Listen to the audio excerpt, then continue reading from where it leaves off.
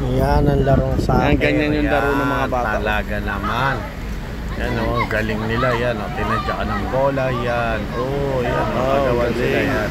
Hindi na masyadong kilala ng mga kabataan yan at hindi lahat ng bata ay marunong maglaro ng ganyan. Galing. Yung mga batang iba hindi yan alam yung larong yan.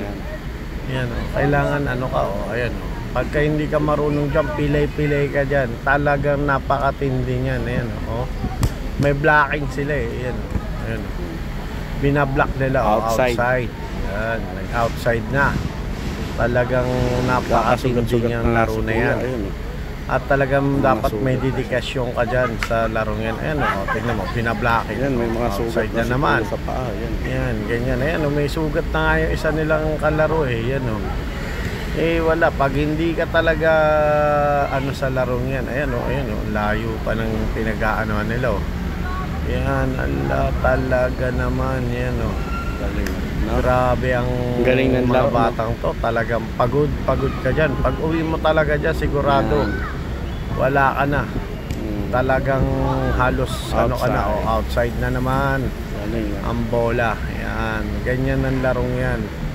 Kailangan talaga ano, ayan, ibabato na, ayan, yun, binato na, ayan. Kailangan talagang kontrolado mo dahil pag natamaan ng paa mo dyan ay sigurado ka na.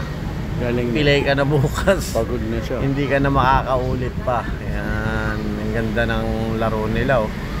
Ayan, oh, diba? Yan ang mga kabataan, konti lang ang nakakaalam ng larong yan. Hindi lahat ng bata ano, parang basketball din. Maraming gusto maglaro pero hindi para sa kanila. Ayan. Buti nga itong mga batang to sa bola inilagay ang kanilang oras. Ayan. Yan na o. Nakuha niya o. Nasalo niya. Ayan. Ayan. Ibabato niya uli. Ayan. May mga kampi-kampihan din yan sila. Ayan. Oo, yun o. Oh, ayan na. Ayan na. Oo. Tignan nyo. Kung hindi ka talaga ano dyan, kailangan mapatama mo rito. Yan, yun, pasok, di ba? 1-0. Yan. Ganyan yan. Ibabato niya uli. Yan. Talagang napakatindi niyan, ang hirap yan. Hindi mo kailangang maging ano diyan, kailangan ay pagod yan, no? Pawis-pawis na nga sila eh. Talagang inano nila yung sarili nila diyan sa ganyan. Ayan na. Yan na. Oh, ayan na. Yan oh. Hinihintay talaga nilang mga kalaban yan. Yan oh. Parang nagkakaanuhan sila yun. Oh, layo na. Oh, di ba? Yan, ganyan yan. Oh, ayan na. Takbuhan talaga. Oh, outside. Outside na naman. Yan, oh. Tingnan yung mabuti yung laro na yan. Ayan oh. Ibabato niya yun. Yan oh, may nakakuha oh, yun oh. Yan, nasa dilaw, naka green, yan. Ayan. Yan sa nakaitim, yan oh. Pati pala yung pinaka-catcher nakiki-agaw-agaw din ng bola. Yan, kasi base yan eh, may base sila eh. Umaano sila, bumabase sila sa base. Yan. Ala, takbo talaga. Yan. Sige, takbo. Pag uwi niyan talaga pagod yan. Grabe yan. Matinding pagod ang tatama sa kanila. Yan oh. 'Di ba? Yan, ganyan katindi ang ano na yan. Ayun oh, ayan. Sige, takbo pa. Ayun oh. Yan oh, layo no.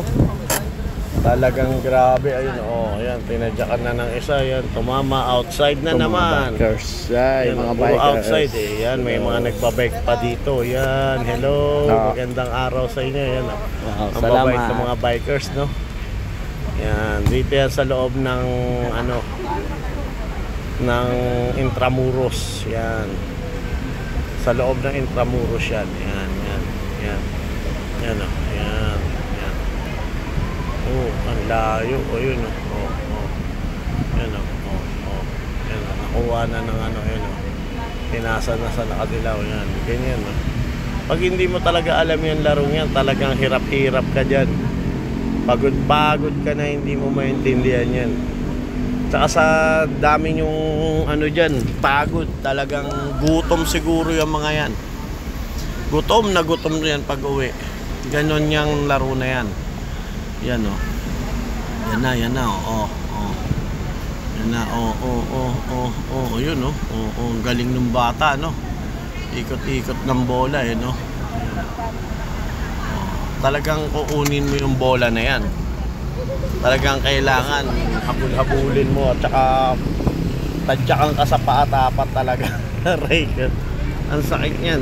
Buti nga yung mga batang yan, talagang nagsusumikap silang maging isang ganap na tunay na maging player. Ayan na, bumabalik na rito sa kabila. Ayan, naagaw, yun, galing outside na naman. Galing ano. Ganon kahusay yung mga bata. Siguro player yan dyan ng mga school nila. Yan, kaya dyan sila. Pag sumikat na yung mga batang yan, ako, grabe ang mapupuntahan yan. Kasi pang ibang bansa yan larong yan. Yan na. Natadyakan yung paa. Ayun o, sakit ng paa niya. Ayun o. Ayan na, nakuha na naka-team. Ayun, nakuha uli na naka-green. Ayan, nakuha na naman na naka-team. Grabe ang larong yan. Ayan, sweet pa yung nagdaan. Yan, mga ano yan. Ayun, yun na. Nakuha, grabe, wala pa akong score, 1 pa lang. Outside na naman. Pero tumama sa catcher, di ba? Hindi ko nga maintindihan kung paano sila umi-score dyan eh. Kasi kailangan tumama sa catcher. Wala naman silang ano, yan. Pagod na, tinulak yata. Diba? Sila ang maglalaro na sepa-takraw. Lumabas na yung bola sa malayo. Yan. Galing ano. Yan. Ito naman, sepa-takraw to. Sepa-takraw, yan. Bihira rin yan dito sa atin sa Maynila. Hindi masyadong alam ng mga kabataan yung larong yan.